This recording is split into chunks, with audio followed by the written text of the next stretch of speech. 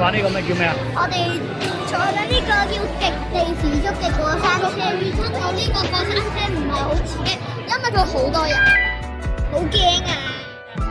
有啲驚，我都係啊，我有啲緊張。呢個車好開心咁，即係佢有啲會，即係斜斜地，但係都嗰度都好好玩㗎。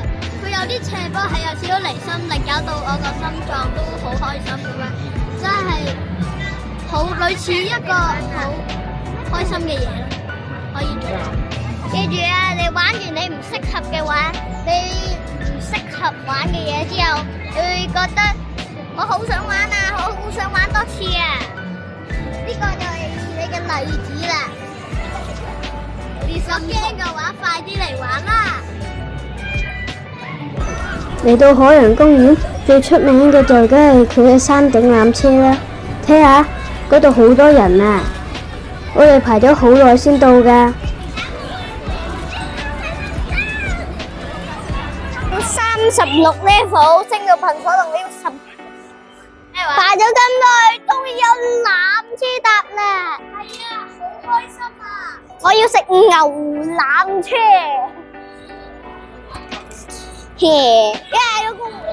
呢度就係我哋架纜車啦，係紫色嘅喎。佢哋坐到1、2、3、4、5、6個人喎嚇，好有趣嘅纜車。我要同子朗坐。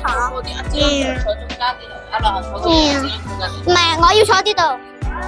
會整咩？都會唔會閂嘅？我見整咗，我驚你跌咗落去。我唔驚跌落去，我冇畏高症嘅。我驚跌咗落去，就搭緊纜車，好開心啊！快啲啦！耶！我媽媽有畏高症啊，你最好唔好搭啦。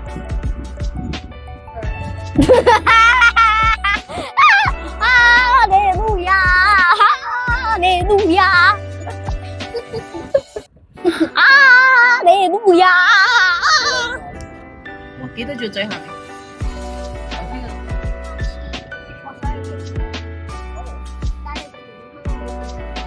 有幾座山嘅？開發到嗰度。其實唔係。